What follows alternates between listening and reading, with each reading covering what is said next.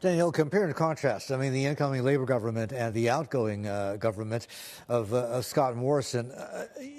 There could be a pretty strong argument made for the new government's challenge being to win back literally the trust of a lot of Australians, right? Because, I mean, somebody like ScoMo, the perception and the public image was everybody's favorite Australian dad, but the reality in the end ended up being something quite different.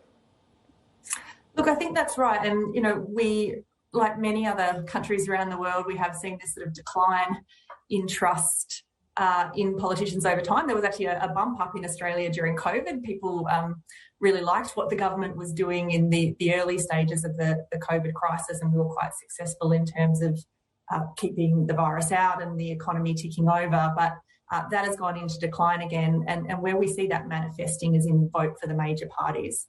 So that was at a historic low during this election. So I think you see that diminution of trust manifesting in people looking for alternatives to the major parties.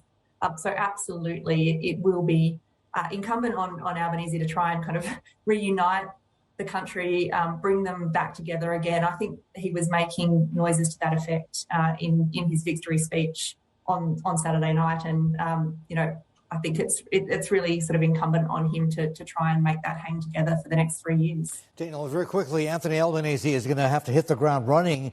He's going to be flying up to Tokyo for the Quad Summit, right? And I wonder how Australia's Western allies are going to take to this man who has historically been sort of a backroom fixer, but now has been thrust into the front of the house, having to deal with leaders of the Western or the free world. I mean, they were up until a point.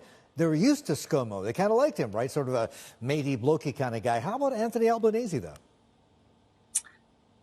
Look, I don't have the answer to that. I mean, the coalition government made a lot of the fact that he hadn't held either a major economic portfolio or a national security portfolio. So, some of this will be very new to him. That said, when you actually look at the policies in terms of international relations and national security of the two major parties at the election, there really wasn't any shade of difference between them.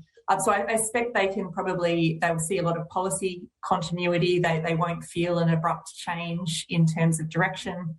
And Albanese, I guess, will just have to win them over in the same way that any new Prime Minister has to when they, make that entrance onto the global stage.